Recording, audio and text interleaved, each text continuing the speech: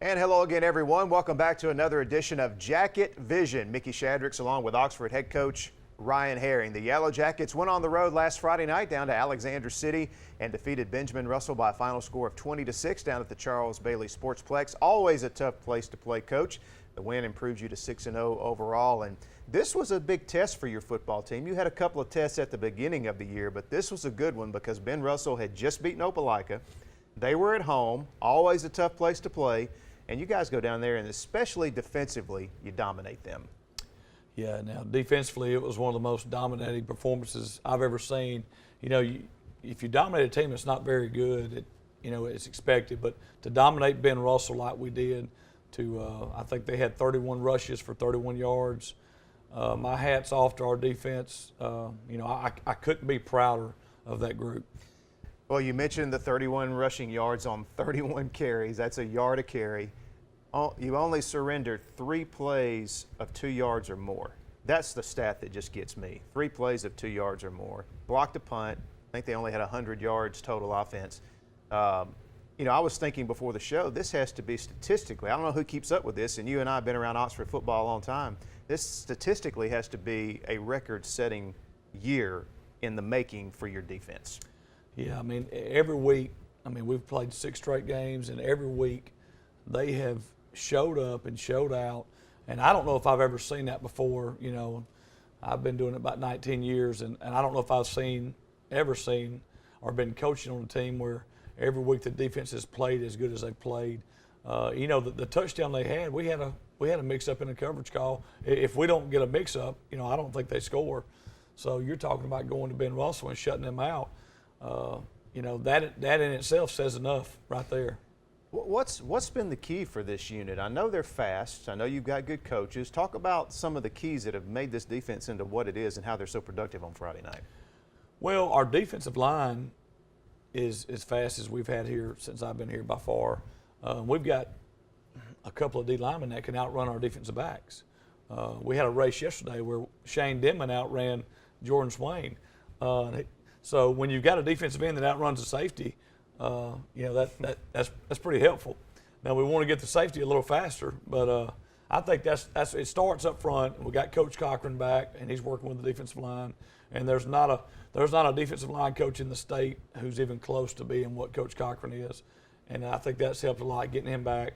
We've got 4 linebackers who are all athletic and will hit you, and right now we're playing smart in the secondary. And that's the big key is being smart on the back end.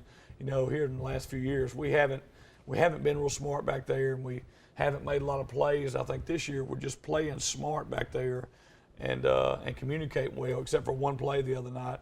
So I think, when you can run and you will hit and you can play smart, I think that's a big deal. And offensively, you continue to get the job done there. I know you've had some injury issues with your quarterback, but Titus Lindsay and that offensive line, your running game offensively, I guess has been the thing that stood out to you there. Yeah, we haven't been just great on offense. And one big part of that is Abe's been beat up every game. I think he's gotten hurt in every game this year. There's nothing we can do about that because he's playing through a lot of these injuries. And he had to come out for Good Friday night because it was a concussion. But the offensive line has been doing well. We've still got a lot of room for improvement on the offensive line, though, and hopefully starting today, this afternoon, we'll start making some steps to get better. But it's just been some of our blocking rules we've messed up on. We messed up a couple times the other night. We messed up on a 4th and 1. We didn't block the guy that we were supposed to block, and the guy made a tackle in the backfield. So there's a lot of room for improvement on the offensive line. Not that they haven't been doing a good job, but we got to keep getting better on the offensive line. If we can just help our defense every game, that'll give us a chance to win every game. All right, we'll take a break, come back with first half highlights from Oxford and Benjamin Russell here on Jacket Vision.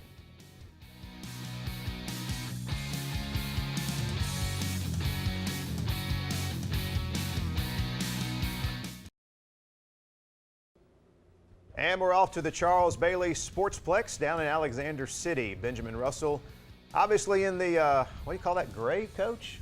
Yeah, it's a gray. It's a gray.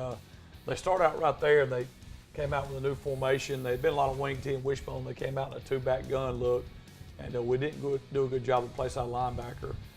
Here we are, Jordan Swain getting through there and getting a piece of that ball, and then Matthew Muncher picks it up. We thought Matthew Muncher was going to go all the way, then we realized it was Matthew Muncher with the ball. But a great job right there running the ball. Here's Titus right here making something happen, getting around the edge. Titus would have had a lot better night. He got a hit pointer early.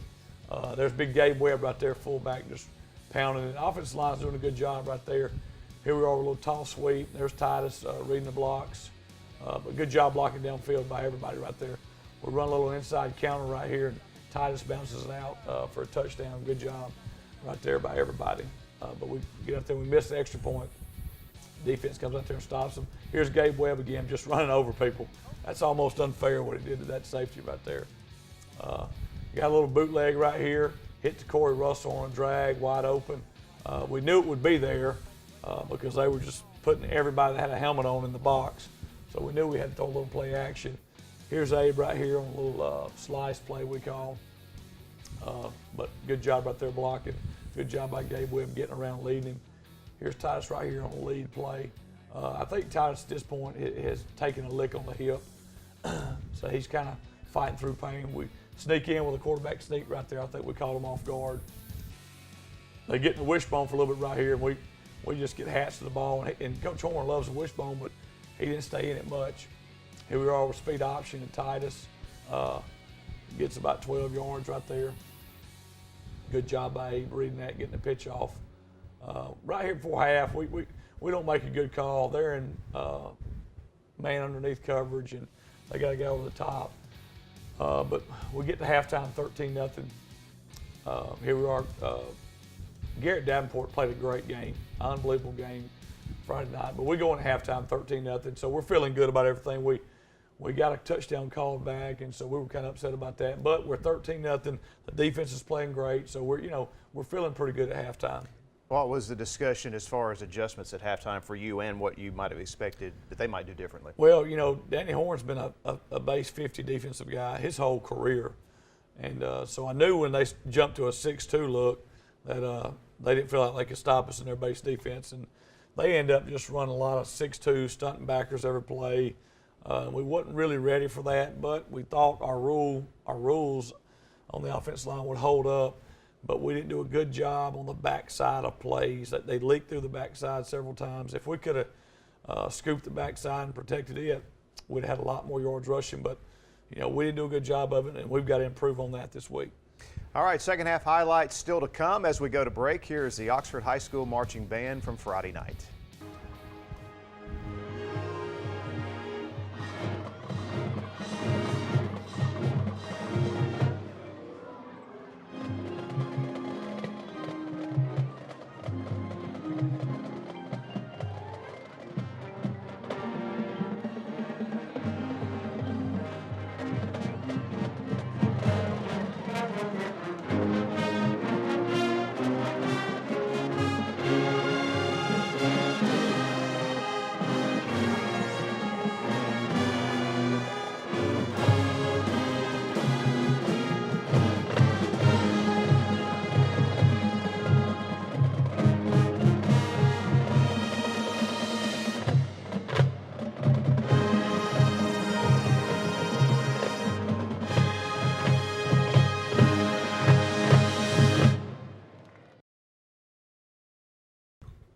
And welcome back to Jacket Vision. We head into the second half. Oxford with a 13-0 lead. Kicking off to you, Coach, to begin the third quarter. Yeah, we thought we had a good plan for kickoff return because of how they were lined up, and we didn't quite get one guy blocked. But anyway, we got the ball right here back to Titus. I mean, we just run outside zone right there and walk for about 20 yards. So that was a great job blocking right there. Good job punting right here by Caden and Janito Allen getting in there down inside the 5. That's huge. When you're playing good defense, if you can pin them deep, that puts them in a bind. Right here, we just had a mix-up on the coverage. We should have been in what we call cover 4, and we rolled to a cover 3. We still should have made tackles right there, but that was the play of the game for them. But really, the only play they had, it was a positive play. Most of their yardage came on that. Yeah, one. I mean that was most all of their yards were right there. Play action right here. We knew it'd be wide open. We just kind of soft on the throw right there. If we throw that ball well, that's a touchdown. Here we are back with a little inside counter, and just run the ball right in the middle right there, basically for 15 yards. Right here, we just missed a block. Clay just gets mixed up right there and misses his guy. If he blocks his guy, I think we break that for a touchdown. But the defense comes back on the field and just does a great job. Right at this point, Trey Higgins is in the game. Good job right there by Titus, outside zone again. Caden does another good job right here getting this ball kicked and getting it inside the 10. So feeling good right here. They try a little play action, and Keon Fama just does a great job. He goes up under the guy, catches it, and scores right there. And I think that kind of was the game breaker right there. That was the point of the game where I think it kind of put them, kind of sealed the deal on them. But just a great job. I'm so proud for Keon. He's had some great games lately. It was just fun to watch him score and see everybody celebrate. But we're up 20-7 this fourth quarter. They can't get much going. Here's J-Rock Swain getting in the backfield for a sack. J-Rock's a sophomore. He's a good one. They try a little buck sweep, and there's the backup nose guard, Taylor Pruitt, making a play right here. Here we are. They run a little sally, play a little underneath handoff, and we make a great play on it. Right there, we get some penetration. The quarterback, I think, sees the penetration and messes up on his handoff. Here we are, a little toss sweep to Titus. Just a great job of finishing the game out right there by the offense and the defense. And there you see the final score. Oxford improving to 6-0 with a 27 non-region victory over Benjamin Russell. Coach, before we get to the player awards, obviously what we don't see in those highlights is you battled a lot of penalties in this game that you kind of knew that would be a challenge going to play there, and you had to overcome that as well. Yeah, we knew that was going to happen. We didn't know to what effect or how much, but it ended up being it was a hassle during the night. We had 2 touchdowns called back. We had some other penalties that kind of were out of nowhere. But I'm really proud of our kids. They kept playing. A lot of times the penalties can shift momentum, but our kids didn't let it shift momentum. So, that had nothing to do with me. That was our players doing a great job of being mature and just fighting through all that adversity. But you guys had talked about this going into the game. Yeah, we talked about it, and we've gone through a little bit of it the last couple of weeks too. So I think our players were used to it, they were ready for it, and they handled it great. All right, speaking of the players, let's look at the individual player awards from the Ben Russell game. All right, this week we got the Air Jacket Award goes to Corey Russell, had two big catches for us. Racehorse, Titus Lindsay. Highest grade defensive line, J-Rock Swain. Highest grade offensive line, Jathan Foster. Special teams where we had 3 guys. We had Caden Higgins, Zane Barbeo, and Jordan Swain. Jordan had a block punt. Zane had some great kickoffs, and Caden had some great punts. Most hits had a tie with 11, I think, with Kendall McCollum and Brody Sire. Meanest Jacket Award goes to the whole defense. They just played unbelievable. Game breaker, Keon Fama, he had the interception for a touchdown right there. Takeaways, we had 4 guys. Keon Fama had 1, Garrett Davenport, Matthew Muncher, Jordan Swain. It's good to see a bunch of guys getting takeaways. Hammer Award, Garrett Davenport, he had 4 big hits during the game. And so just, real proud of Garrett. Pride Award this week goes to 2 guys, backup defensive lineman, Eli Haynes, Jamaica McGraw. Both of those kids showed a lot of character last week, and just real proud and happy to be able to mention them on the show. All right, back to region play this week as the Yellow Jackets will take on Southside. We'll talk about that as well as have our player spotlight for the week as we continue on Jacket Vision.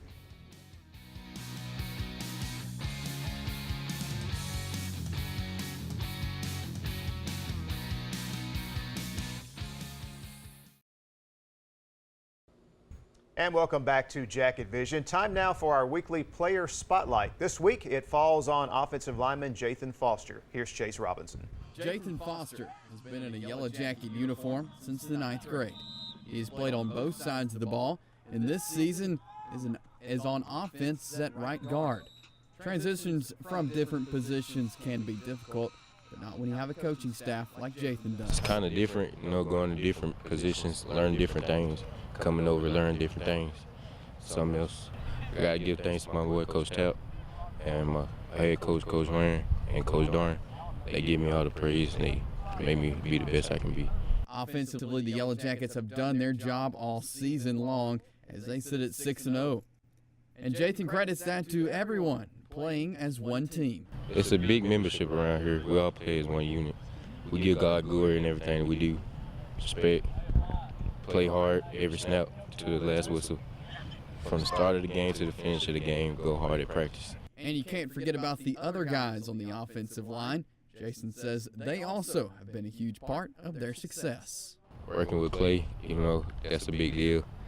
He's a big guy, and my center, Trey Latham, my right tackle, Miles Simmons, are all hard workers. My left guard, Blake Carter, he's new from defense. He came over doing a hard work session with us. He's giving his all. Get vision. I'm Chase Robinson. Well, Coach Jathan, a part of that offensive line that paves the way for all those big yardage numbers we see out of Titus every week. Well, Jathan's by far the smallest lineman. He's about 5'6", 5'7", but he's got a big heart. He's strong in the weight room. He can hang clean about 330 pounds. I mean, he is a hard worker. Shows up every day. He's got a great attitude. He never complains. When he's banged up, you won't hear a word out of him. He's the perfect team player. I wish I coached him every year. He's a senior this year, so we're gonna miss him when he's gone. But he's been a real privilege and honor to coach. All right, it's back to region play this week for the Yellow Jackets as they take on region foe and also rival Southside. Panthers not having a great year. They come in with only one victory on the season. It's a 7 o'clock kickoff at Lamar Field for this Friday night. And Coach, speaking of the region, this basically as we head into the home stretch here of the season as we see the region standings, this is your region to lose. You are in control of your own destiny right now, 3-0 atop the region.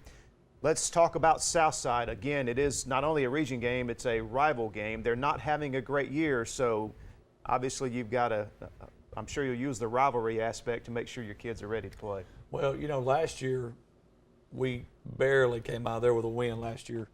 And what I've noticed about Southside last few years is when we play them, they just play a lot better when they're playing us.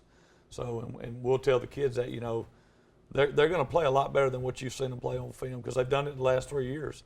It'll be a tough game, I guarantee you, because they're going to play hard. They want to win. I don't expect anything but their best Friday night. So there's a good chance this will be a real tough game. Yeah, this is a huge game for them from their perspective because of who you are and the type of year you're having. That's right, and we're being 6-0. Their kids will get up for it, and they've got some good players. They've got a running back that played last year he's a real good running back. They've got a big tight end, H-back, number 39. He's 6'4", 240. He's a load. We're going to have to show up and play if we're going to win the game. If we think we're just going to show up and win just because we're Oxford, that's not going to be the case. We're going to have to show up and play football. And Oxford and Southside have had some great games over the years. Some really good matchups, and I'm sure you're glad to be back at home. Yeah, I'm glad. I'm just glad we're not at Alexander City this week. That's all I know. If we had to go back down there, I might protest that. All right, well, Oxford and Southside this Friday night at Lamar Field as the Jackets look to stay perfect on the season overall and in region play. We'll see you again next week for all the highlights right here on Jacket Vision. Absolutely.